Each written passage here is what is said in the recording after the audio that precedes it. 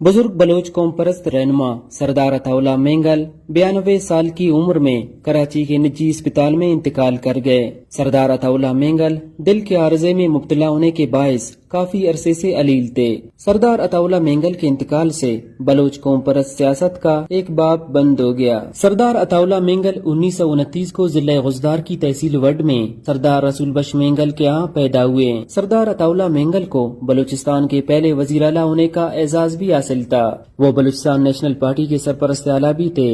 سردار عطاءاللہ مینگل 1972 سے فروری 1973 تک وزارت اعلیٰ کے منصب پر فائز رہے۔ سابق وزیر اعظم ذوالفقار علی بھٹو نے بغاوت کے الزام میں 9 مہینے کے بعد ان کی حکومت ختم کر کے بلوچستان میں گورنر راج نافذ کر دیا، جس کے بعد بلوچستان میں ایک مرتبہ پھر مسلح بغاوت شروع ہو گئی۔ سابق امیر جنرل ضیاء الحق کے اقتدار پر قبضے تک جاری رہی۔ حیدرآباد سازش کیس میں دیگر ساتھیوں کے ہمراہ کئی سال تک جیل بھی کاٹی۔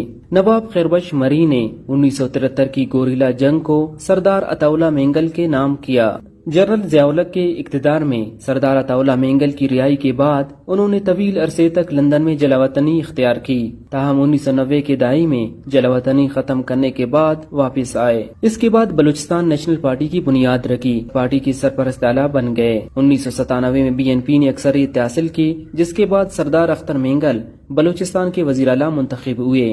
سابق وزیر اعظم میاں محمد نواز شریف نے 19 ماہ بعد اختر مینگل کی حکومت ختم کر دی۔ BNP ذرائع کے مطابق سردار عطاءاللہ مینگل کا استقاقی کل بذریعہ سڑک کراچی سے وڈ لایا جائے گا۔ تدفین ان کے آبائی علاقے وڈ میں کی جائے گی۔ BNP نے سردار عطاءاللہ مینگل کی وفات پر 40 روزہ سوگ کے ساتھ پارٹی پرچم سرنگو رہے گا۔